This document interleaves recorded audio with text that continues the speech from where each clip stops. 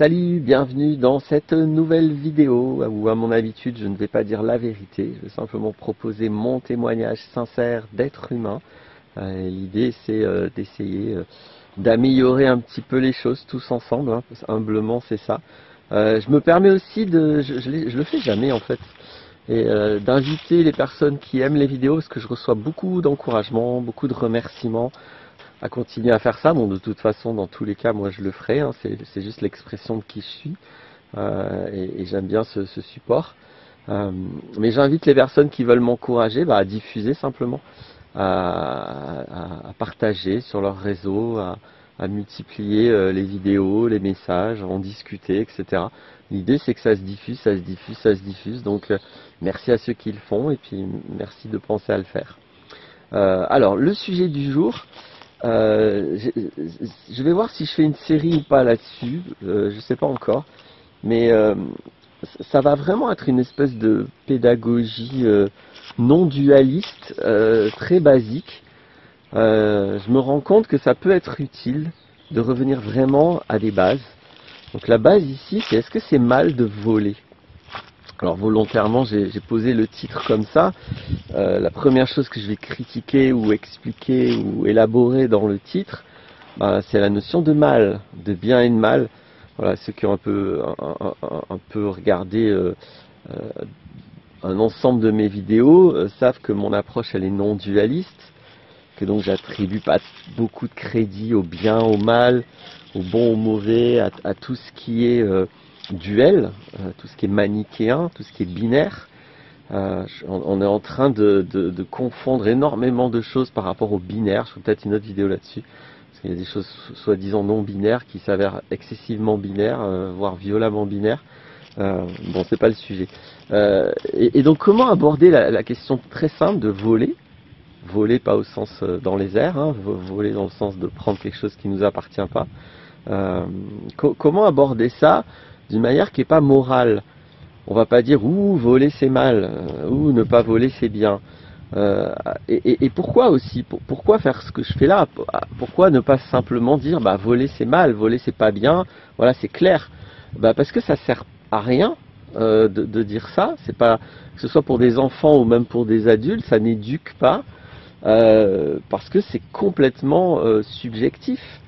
Et si j'explique à un enfant que voler c'est mal, si jamais il est incité d'une manière ou d'une autre à un moment donné à voler, lui il va pas faire cette expérience, il va trouver que voler c'est trop cool. Sinon il faut chercher de l'argent, il faut avoir de l'argent pour pouvoir avoir quelque chose. Là on n'a pas besoin d'avoir de l'argent, on prend, on a quoi. C'est vachement mieux. Ou si on vole les trucs de quelqu'un d'autre, nous on n'a pas fait d'effort, l'autre il a fait tout un effort et tout, il a fait une maison, il a fait un jardin, nous on arrive, on vole tout. C'est beaucoup plus pratique que se faire chier à faire la maison, le jardin et tout. Donc avec selon les critères qu'on a, c'est vachement bien de voler. C'est vachement mieux, c'est vachement plus pratique. Donc c'est ça que va expérimenter un enfant, va expérimenter que on lui a dit que c'est pas bien, qu'il faut pas le faire. Lui il se rend compte que le feu quand il touche, ça brûle, ah ça fait mal, ça c'est pas bien. Mais voler c'est trop cool, je vois pas de problème en fait à voler. Donc c'est une des raisons qui font que globalement le vol a beau être interdit, c'est un comportement excessivement banal, malheureusement, je vais expliquer pourquoi. Évidemment, je pense que c'est clair que cette vidéo ne va pas prôner le vol, mais je vais proposer une manière, donc à la fois ce qui m'intéresse, il y a deux choses qui m'intéressent, donc c'est parler du vol, et c'est aussi d'essayer de montrer qu'on peut sortir de la dualité, de la binarité, de la morale, du bien et du mal, et que c'est pas pour ça qu'on va être immoral. Ça va être très important de confondre, alors c'est pour ça que je vais voir si je fais une série ou pas de ces vidéos, de pas confondre, pardon, ça va être important de ne pas confondre, donc de distinguer la moralité et l'immoralité. La moralité c'est l'absence de morale, l'immoralité en gros c'est faire le mal. Et l'absence de morale n'a absolument aucun rapport avec faire le mal, n'a aucun rapport avec l'immoralité. C'est juste que c'est une manière de décrire un référentiel qu'on abandonne. On abandonne le référentiel binaire, le référentiel manichéen, on abandonne la notion de bien et de mal. Mais bien sûr que l'idée c'est de le remplacer par un autre référentiel, par des référentiels de valeurs, d'éthique. Alors là j'ai fait des vidéos là-dessus, sur le nihilisme, le cynisme, l'éthique, J'ai déjà fait des tas de vidéos sur ce passage de la morale à des référentiels de valeurs. Donc simplement, au lieu de voir ce qui est bien, ce qui est mal, on peut voir ce qui fonctionne pas. Alors c'est tout aussi subjectif, hein, ce qui fonctionne pas. Mais décrivons, au lieu de juste juger. C'est un jugement, le bien et le mal, c'est un autre problème. J'ai largement parlé du jugement, qui est clairement un biais cognitif, c'est une réduction du réel, le jugement. Donc c'est trop simpliste, c'est trop superficiel de dire ça c'est mal, ou de dire ça c'est bien. C'est pas satisfaisant, ça ne nourrit pas la conscience, ça permet pas à un humain de s'appuyer sur ça, juste parce qu'un jour quelqu'un, une autorité lui a dit c'est mal, il faut pas le faire. Il s'agit de comprendre quelles sont les conséquences, les tenants, les aboutissants, en l'occurrence du vol. Alors pour bien expliquer, je vais témoigner un peu de quelque chose que j'ai vécu hier, pas très loin d'ici. Là, je suis dans une forêt, hein, et pas très loin d'ici. Il y a un collectif qui a décidé de faire. Je vais un peu changer de main, j'ai mal au bras. Il y a un collectif qui a décidé de faire un petit espace en pleine nature.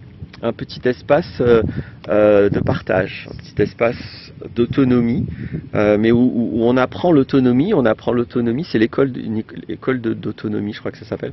On apprend l'autonomie par le partage de quelque chose. Donc c'est un espace, hein, c'est juste en pleine nature, un frigo, de l'électricité, de quoi s'asseoir, de quoi faire à manger, de quoi prendre une douche, etc. Voilà, juste partager des choses à ce moment-là, dans cet espace-là. Et donc hier, une des choses qui était proposée, c'était une soirée pizza, très simplement, parce qu'il y a un four. Dans cette soirée pizza, il y a le prix des pizzas, parce que ça coûte d'acheter les aliments. Par contre, il y a juste une boîte complètement ouverte, et chacun paye en fait de façon responsable. Tout ça pour dire que la situation, c'est que c'est très facile de voler. C'est très facile, faire attention, quand il n'y a pas trop grand monde, on peut prendre dans la boîte, parce que tout le fric est là dans la boîte, en fait, on peut voler la caisse très facilement. Et puis on n'est pas obligé d'ailleurs aussi de mettre le prix juste, puisque c'est une des volontés des personnes qui font ça. Ils disent bon, si après tout, si aujourd'hui t'as pas beaucoup de fric, tu paieras plus tard. En fait, on rend les personnes responsables, on dit quel est le prix, puis à chacun d'être suffisamment honnête pour vraiment payer le prix, mais rien n'y force en fait. Donc on peut simplement voler aussi en mangeant 15 pizzas, et puis, enfin 15 c'est peut-être beaucoup, en mangeant 3 pizzas et puis en payant une seule, par exemple. Donc il y a plusieurs façons de voler très facilement, parce que c'est pas un système de contrôle, c'est pas un système habituel où d'abord tu me payes et après je te donne ta pizza. Voilà. Et qu'est-ce qui se passe si quelqu'un vole? Imaginons une personne qui vole. Alors il vole un peu ou il vole beaucoup dans la caisse. Ce qui va se passer, c'est soit on tolère ça, et puis peut-être ça va encourager, puis peut-être ça va aller trop loin, puis au bout d'un moment ça va plus pouvoir fonctionner.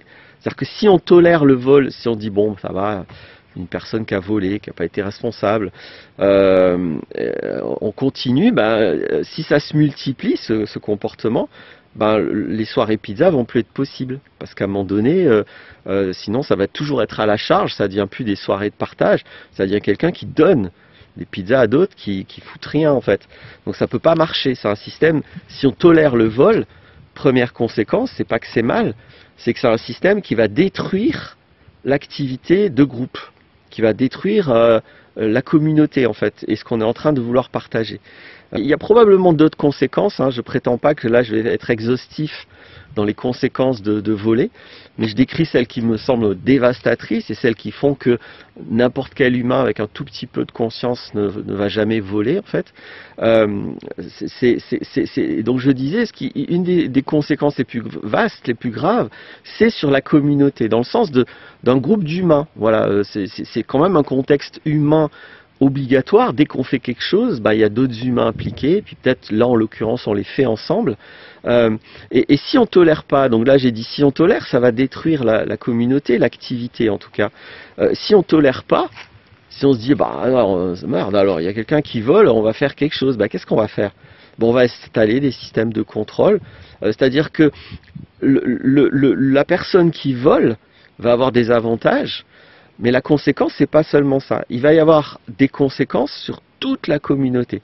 Toute la communauté va se rentrer en mode un peu parano, ou en tout cas on va être obligé de gérer, d'interdire ou d'arrêter de faire la boîte, etc. On va compliquer le système. On va créer donc, si on répartit ça à l'échelle d'une communauté plus grande, bah c'est là qu'on va avoir petit à petit besoin d'un gouvernement, de prison, de police, de loi, de tout ce système qui est devenu totalement mafieux selon mon point de vue. Autoristo va pas être d'accord, mais éventuellement on peut en discuter, et qui est terrible parce que ça va couper cette espèce de simplicité, de cette solidarité, bon, on fait une soirée pizza, on se prend pas la tête, ça coûte de l'argent, on dit le prix, puis voilà, puis c'est tout quoi. Et c'est très simple, et ça fonctionne très bien, et ça permet un partage qui va être parasité et petit à petit empêché, c'est-à-dire plus il y a de voleurs, et moins il est possible de faire ça. Donc le vol détruit la solidarité, le vol détruit la communauté, le vol empêche de fonctionner de manière simple, humaine, solidaire, en étant confiants les uns aux autres, en pouvant compter les uns sur les autres. D'un coup, il y a comme un ennemi, et il va falloir gérer l'ennemi. Alors j'exagère un peu avec le mot ennemi, mais c'est pas un ennemi qui nous en veut physiquement, mais c'est un ennemi de l'activité, parce qu'il devient un destructeur de cette activité. Et essayez d'imaginer, hein, ne faites pas que m'écouter, mettez-vous dans cette situation pour voir un petit peu si quelqu'un a volé dans la caisse, comment on peut faire derrière, et vous allez voir que quoi qu'on fasse derrière, bah, ça va parasiter, empêcher, limiter cette activité. Donc voilà une explication. Vous voyez que du coup c'est plus long que de juste dire ouh, voler c'est mal, le vol c'est pas bien. Bon, ça c'est vite dit, hein, c'est toujours l'avantage du jugement. Le jugement c'est bref, c'est superficiel. Quand on veut vraiment expliquer les choses, quand on veut vraiment expliquer pourquoi on va encourager à ne pas voler, bah ça devient plus long, il faut expliquer les détails, il faut éventuellement expérimenter, parce que des fois dire ça suffit pas, expérimenter, de faire des choses comme ça, juste solidaires, humaines, dans des groupes, et voyez ce qui vous arrive s'il y a quelqu'un qui vole, qu'est-ce qui se passe, qu'est-ce que ça produit. Et vous allez voir que le problème du vol, c'est pas seulement le vol lui-même qui est un problème en soi. Hein. Pareil, hein, dans ce lieu, d'ailleurs ce lieu s'est fait voler une fois, puisqu'il y a plein de choses en libre service. Donc de la même manière, on peut aller et puis prendre des assiettes, prendre des trucs. Quelles vont être les conséquences ? Et en raisonnant comme ça, en mettant de la conscience, ça a l'air très basique hein, ce que je dis. Mais de toute évidence, on n'en est pas là aujourd'hui à l'humanité, puisque le vol est totalement banalisé. On n'en est pas à cette conscience que si je vole, c'est pas juste ce geste-là qui est à considérer, c'est toutes les conséquences catastrophiques pour moi-même, parce que je vais plus pouvoir bénéficier de solidarité, d'un groupe sur qui je peux compter, je vais plus pouvoir bénéficier de ça, de partage.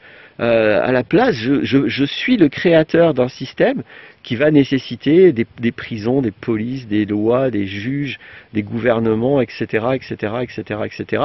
Tout ce système qui est totalement inutile si simplement on était dans une culture où on parvenait à éduquer les enfants sur la gravité de ça. Et je pense que c'est des choses qui ont existé. Je pense qu'il y a eu alors c'est des cultures que nous avons génocidées, mais notamment en Amérique et je pense en Afrique, mais je pense un peu partout sur la planète, en fait en Australie aussi. Et il y a clairement des cultures qui ont réussi leurs éducations. Où il y a quelque chose, quand on voit Christophe Colomb, comment il décrit les Arawaks par exemple, je dis pas que c'est des anges et que tout était parfait, mais il y avait des composantes qui n'existaient pas dans leur culture et qui sont banales chez nous, des composantes néfastes, destructrices. J'avais parlé aussi une fois avec un chomis. Chomis, ça veut dire grand-père social. Nous on appelle ça des chefs, mais c'est pas des chefs. C'est juste des gens qu'on est libre de suivre ou pas, mais qui sont reconnus pour leur sagesse. Chacun les reconnaît librement ou pas pour leur sagesse. Donc on est complètement dans quelque chose d'autre que l'autorité. Et j'avais parlé avec un chomis algonquin, et donc au Canada, hein, qui fait partie du peuple Anishinaabe. Et par exemple, lui m'avait expliqué que le viol n'existe pas dans sa culture et il n'y a pas le mot. La pratique, le mot, tout ça, ça n'existe pas. Donc souvent on a l'impression que le viol, le vol, c'est juste humain quoi. Non, non, c'est surtout culturel. Il y a des cultures qui produisent ce genre d'attitude et il y a des cultures qui produisent pas. Donc quand nous, on est une culture qui produisons ce qu'on appelle des crimes, des délits, ben, on pourrait peut-être un jour se poser la question à comment on produit ça et comment on pourrait cesser de produire ça. C'est un peu ce à quoi je voudrais participer. Voilà, parce que le réel est plus fort que toi, il y a des mécaniques, il y a des conséquences obligatoires à certaines choses, donc j'invite à regarder tout ça, et puis vois toi comment tu vas te positionner là-dedans. À bientôt pour d'autres vidéos.